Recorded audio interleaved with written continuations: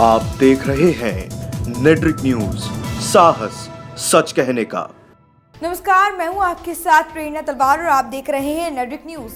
और लोकसभा 2019 चुनाव नजदीक आ रहे हैं और सभी राजनीतिक पार्टियां चुनाव का बिगुल बजाने के लिए तैयार हो चुकी हैं और इस दौड़ में सबसे आगे है भारतीय जनता पार्टी। चुनावी रण की शुरुआत हो रही है और बीजेपी के चुनाव प्रचार से इस रण की शुरुआत हो रही है, क्योंकि बीजेपी मिशन 2019 की शुरुआत करने के लिए पूरी तैयारियां कर चुकी है और दिल्ली के रामलीला मैदान में राष्ट्रीय परिषद की बैठक से बीजेपी चुनावी तैयारियों की आज शुरुआत करेगी और यहां पर एक सभा बैठाएगी जहां पर पुरानी जितनी योजनाएं उन्होंने बनाई हैं उस पर विचार विमर्श होगा। खास बात यह है कि यहां देश भर की तमाम राजनीतिक पार्टियों के नेताओं और कार्यकर्ताओं को प्रधानमंत्री खुद नरेंद्र मोदी जी जीत का मंत्र सौंपेंगे। रामलीला मैदान में सिर्फ नरेंद्र मोदी ही नहीं बल्कि बीजेपी अध्यक्ष अमित शाह नेशनल काउंसिल की बैठक का उद्घाटन करेंगे, जबकि शनिवार को इस बैठक के समापन में होने वाले भाषण में प्रधानमंत्री नरेंद्र मोदी मिशन 2019 के लिए पार्टी का मुख्य चुनावी नारा भी बताने वाले हैं।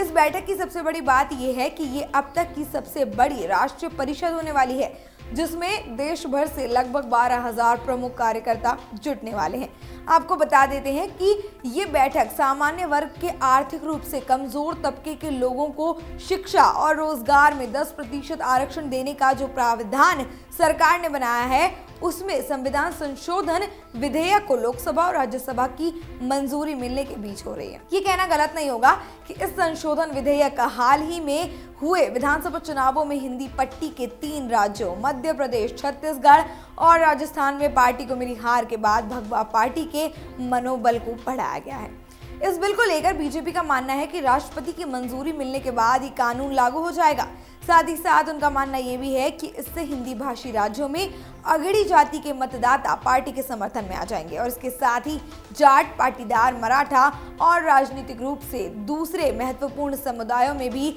उसकी अपील मजबूत हो जाएगी।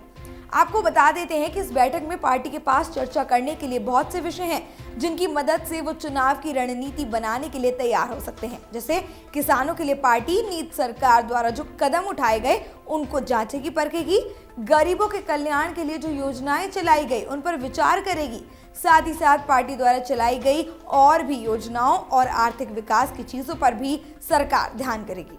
पार्टी के कुछ लोगों का मानना है कि अगड़ी जाति के मतदाताओं के आक्रोश का खामियाजा उसे हालिया विधानसभा चुनावों में भुगतना पड़ा था और बताया जा रहा है कि मोदी सरकार के कदमों को ध्यान में रखते हुए और अपने काम पर नजर बनाते हुए ओबीसी आयोग को संवैधानिक दर्जा देना, दलितों और आदिवासियों के खिलाफ अत्याचार पर कानून को मजबूत बनाने जैसी चीजों को भी खासा ध्यान में रखा जाएगा और इसे उसकी सामाजिक न्यास परियोजना के हिस्से के तौर पर पेश किया जाएगा। पार्टी का हमेशा से कहना है कि मोदी सरकार ने समाज के हर तबके को सशक्त बनाया है और पार्टी इस बैठक में विस्तार से विचार करेगी कि यदि कहीं कमी रही हो तो उसे सुधारा जा सके।